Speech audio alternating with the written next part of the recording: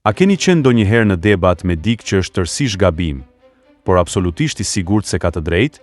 Këta lloj njerëzish nuk kanë ekspertizë, asnjë provë, asnjë argument logjik, por janë më të sigurt se ju për çdo gjë në jetë dhe ju mendoni për pasojë. Si mund të jetë dikush kaq ignorant, kaq i sigurt për veten? Me siguri keni dëgjuar të flasim për efektin Dunning-Kruger. Idenë që idiotët nuk e dinë se janë idiot. Kjo paftësi i pengon njerëzit të njohin paftësinë e tyre. Por këtë, Arthur Schopenhauer e kuptoi 200 vite para se Dunning dhe Kruger ta provonin shkencërisht. Schopenhaueri e pa të ndodhte kudo në universitete, në rrethe shoqërore, në pozita pushteti, pa mediokër që flisnin me autoritet absolut, pa ignorant që shpërfillnin genialitetin, pa idiot aq të sigurt në budallallëkun e tyre, saqë as nuk mund ta perceptonin se sa gabim ishin. Dhe dokumentoi saktësisht pse ndodh kjo. Mekanizmi psikologjik që i bën idiotët të mendojnë se janë inteligjent, cili është? Ja çfarë zbuloi Schopenhaueri. Idiotët nuk e dinë që nuk dinë, dhe idiotët sa më pak dinë, aq më të sigurt ndihen. Ndërkohë që inteligjenca, intelekti gjithmonë dyshon, kryesisht veten, budallallëku krijon siguri. Sot do t'ju tregoj procesin e saktë psikologjik që i bën idiotët të mendojnë se janë gjeni. Jo për t'i tallur, por që ta njihni këtë model tek të tjerët, dhe më e rëndësishmja, ta kapni atë edhe tek vetja, sepse ja çfarë është merruese. Çdo person që ka qenë një herë gabim dhe i bindur se kishte të drejtë, përfshirë edhe ju, përfshirë edhe mua. Pyetja është, a keni vetdijen e duhur për të dalluar kur veproni nga ignoranca e maskuar? Ky është shpjegimi i Schopenhauerit pse më budallënjt janë shpesh më të sigurt në vetvete. Pse inteligjenca e vërtet vjen gjithmonë me dyshime, dhe pse sapo ta kuptoni këtë mekanizëm, nuk do të mashtroheni kurrë më nga idiot të sigurt në vetvete. Ja mekanizmi kryesor që identifikoi Schopenhaueri. Inteligjenca kërkon aftësinë për të perceptuar kompleksitetin, por perceptimi i kompleksitetit kërkon njohuri, që do të thotë se, nëse jeni shumë ignorant për të parë kompleksitetin, gjithçka duket e thjeshtë, dhe nëse gjithçka duket e thjeshtë, ndiheni të sigurt. Kjo është ajo që ai e quajti paraj sa idiotëve. Një gjendje besimi të lumturish, e krijuar nga ignoranca e plotë e asaj se sa shumë nuk din. Kur jeni fillestar në diçka, mendoni, kjo nuk duket aq e vështirë. Shikoni një ekspert që e bën dhe ju duket se mund ta bëni edhe ju. Më pas e provoni, kuptoni dhe thoni, "Oh, ka shumë më tepër në këtë se sa mendoja." Por idiotët nuk e kalojnë kurrë këtë moment. Ata kurrë nuk përparojnë aq larg sa të shohin kompleksitetin.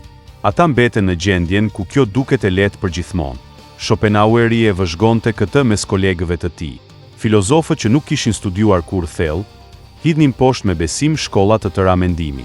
Jo sepse i kishin shqyrtuar dhe i kishin gjetur të mangëta, por sepse nuk mund ta perceptonin thellësinë që po hidhnin poshtë. Për ta filozofia ishte thjesht mendime për jetën. Gjë e thjeshtë.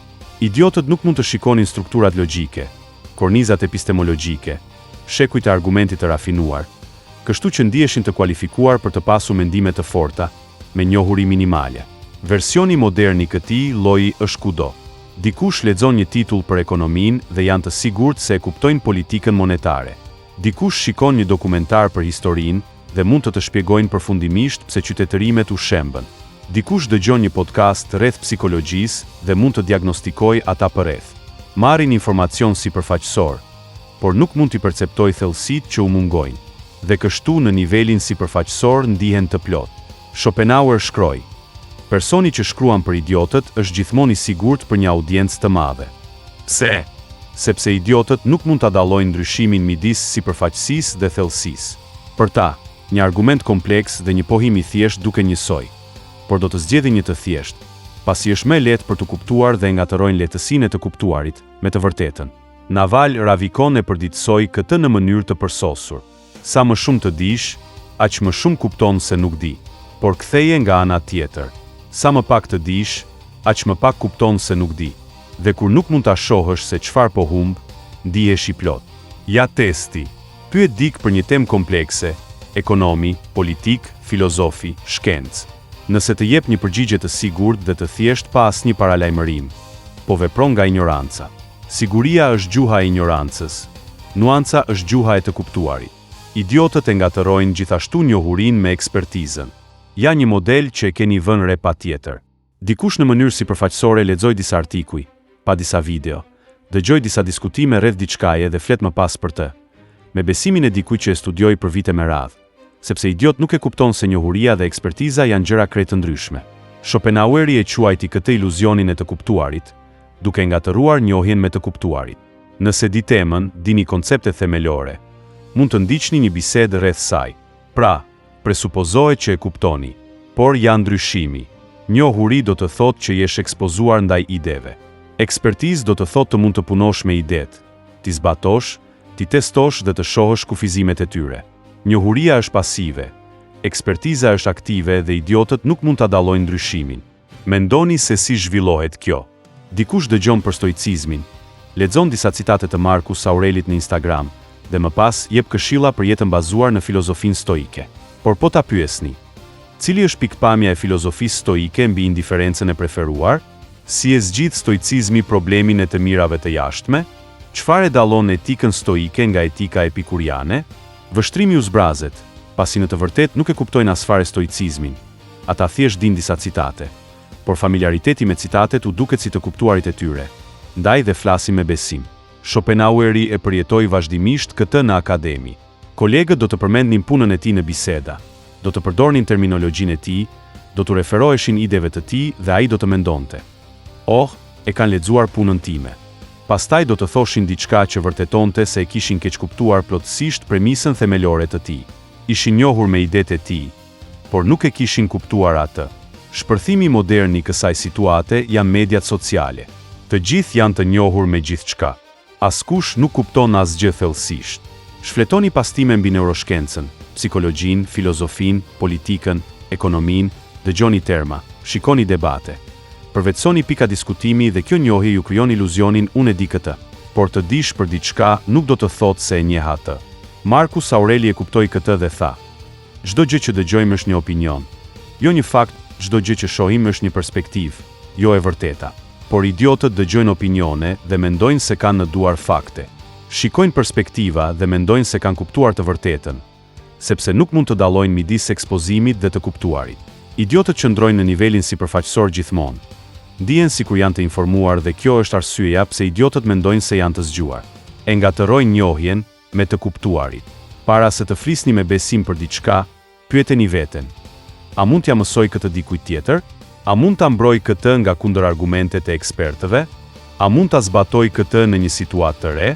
Nëse jo, jeni të njohur me çështjen dhe jo ekspert të saj. Dhe njohuria duhet ju bëj kurioz, jo të sigurt. Njerëzit inteligjent e din ndryshimin, kurse idiotët jo. Ja diçka që Schopenhaueri identifikoi si brutale. Për të njohur se dikush është më i mirë se ju në diçka, duhet të jeni disi kompetent vetë. Nëse jeni plotësisht i paaftë, nuk mund ta perceptoni as për sosmërinë. Një fëmijë që shikon një mjeshtër të madh shahu, nuk mund ta vlerësojë genialitetin e lëvizjeve. Thjesht sheh gurët që lëvizin.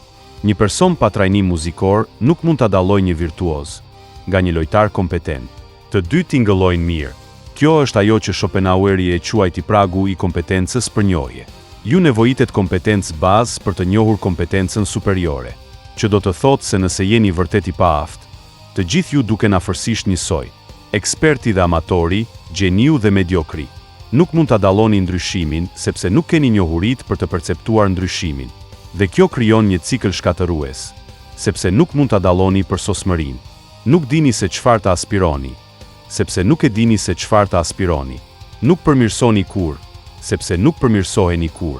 Schopenhaueri e pa këtë midis studentëve të filozofisë. Ata kishin lexuar Kantin për shembull, kishin lexuar dhe disa ese filozofie të rastësishme dhe mendonin se të dyja ishin thjesht mendime rreth realitetit, si dhe të dyja ishin po aq të vlefshme. Nuk mund ta kuptonin që Kanti kishte ndërtuar sisteme logjike rigoroze, ndërsa eseisti thjesht ndante pohime të pashqyrtuara. Sepse të dalluarit e këtij ndryshimi kërkon trajnim filozofik që studentët nuk e kishin. Ekuivalenti modern është kudo. Idioti nuk mund ta dallojë ndryshimin midis një studimi shkencor nga një postim që i referohet shkencës. Nuk dallon dot analizën e ekspertit nga një mendim, një argument të arsyetuar mirë, nga një fjalim i mbajtur mirë. Pra, silenci të verbër, paaftësia e tyre është aq e konsoliduar, sa nuk mund ta shohin boshllëkun. Kjo do të thotë se, kur idiotët mendojnë se janë të zgjuar, nuk është iluzion, është verbëri. Ata janë vërtet të paaftë të shohin sa larg janë nga kompetenca, sepse të parit asaj distance kërkon pikërisht kompetencën që u mungon. Duhet thënë se në disa raste idiotët përdorin kompleksitetin si kamuflazh. Këtu bëhet interesant diskutimi. Disa idiot nuk kanë thjesht vetbesim. Ata janë kompleks me vetbesim. Përdorin fjalë të mëdha, i referohen koncepteve të errta. Ndërtojnë teori të hollësishme dhe për shkak se tingëllon e ndërlikuar. Mendojnë se po tregohen inteligjent. Schopenhaueri e quajti këtë kompleksiteti që zëvendëson thellësinë. Besimi se nëse diçka është e vështirë për të kuptuar, duhet të jetë e thellë, por duhet bërë kujdes sepse kompleksiteti mund ta fshë budallallëkun. Po aq efektivisht sa mund të shprehë inteligjencën. Në fakt, shpesh është kamuflazh i mirë, sepse budallallëku i thjesht është i dukshëm. Marrëzia e ndërlikuar mund t'i mashtrojë njerëzit. Armë e politikës kjo. Marcus Aureli thotë se, nëse nuk mund ta shpjegosh diçka me terma të thjeshtë, nuk e kupton. Ndonjëherë të vërtetat më të thella janë të thjeshta pasi ti kuptosh vërtet dhe kompleksiteti shpesh është thjesht konfuzion i maskuar si sofistikim. Po ju them gjithashtu se idiotët janë imun ndaj korrigjimit. Ja ti pari më frustrues që identifikoi Schopenhaueri. Nuk mund ta korrigjosh një idiot, jo sepse refuzon të dëgjoj, por sepse nuk ka kornizën për të përpunuar korrigjimin. Korrigjimi kërkon që të pranosh se ke gabuar, gjë që kërkon që të perceptosh hendekun midis besimit tënd dhe realitetit. Por nëse nuk mund ta perceptosh këtë boshllëk, nuk mund të korrigjohesh. Thjesht do ta interpretosh korrigjimin si mospajtim. Schopenhauer e quajti këtë ciklin e mbyllur të ignorancës. Ignoranca të pengon të shohësh prova. Mosparja e provave përforcon ignorancën dhe kështu je i bllokuar në një cikël që nuk mund ta thyesh nga brenda. Mendo të debatosh me dikë që është plotësisht gabim. Ti paraqet prova, ai i hedh poshtë. Ky është vetëm mendimi i yt. Ti i tregon të dhëna, ai i vë në dyshim burimin. Ti përdor logjikën, ai nuk të ndjek. Çdo mjet që përdor për t'i korrigjuar dështon. Jo sepse mjetet janë të këqija, por sepse ata nuk kanë pajisjet për të pranuar korrigjim. Është si të përpiqesh t'i dërgosh një faks dikujt që nuk ka pajisje faksi. Mesazhi është i qartë. Metoda e transmetimit funksionon, por nuk ka marrës. Ndërsa vëzhgimi i Navalit do të ishte se dëshira është një kontratë që bëni me veten për të qenë të pakënaqur derisa të merrni atë që dëshironi. Zbatojeni këtë. Dëshira për të pasur të drejtë është një kontratë që idiotët bëjnë për të mos mësuar kur asgjë, sepse të mësuarit kërkon të pranosh se ke gabuar, dhe të pranosh se ke gabuar kërkon të perceptosh që ke gabuar. Dhe nëse nuk mund ta perceptosh hendekun midis besimit tënd dhe realitetit, nuk mund ta pranosh kur gabimin. Kështu që nuk mëson kur dhe mbetesh i sigurt në ignorancën tënde. Përgjithmonë. Kjo është arsyeja pse Schopenhaueri tha: ne heqim dorë nga 3/4 e vetes për të qenë si njerëzit e tjerë. Por idiotët kanë humbur aftësinë për të ndryshuar. Ata e kanë mbyllur veten në kuptimin e tyre aktual, dhe asnjë sasi provash nuk mund të arrijë tek dikush që e ka mbyllur derën nga brenda. Nëse vetbesimi i tyre vjen nga ignoranca, provat nuk do i rregullojnë, sepse ata nuk kanë kornizën për të përpunuar provat që kundërshtojnë sigurinë e tyre. Schopenhauer e dinte se disa njerëz janë të paarritshëm, jo sepse janë kokfort, por sepse janë strukturalisht të paaftë për t'u korrigjuar. Dhe shpenzimi i energjisë duke u përpjekur t'i korrigjosh ata, është thjesht frustrim për veten tënde. Duke konkluduar po ju them, ja arsyeja pse idiotët mendojnë se janë të zgjuar. Nuk është arrogancë, është verbëri strukturore. Ata nuk e dinë që nuk dinë. Dhe tani pyetja e tmerrshme. Si e dini që nuk jeni një prej tyre? Sepse çdo idiot beson se është inteligjent. Përfshirë edhe ty, kur ti sillesh si idiot. Pra, si i shpëton kurthit? Përgjigja e Schopenhauerit është dyshimi.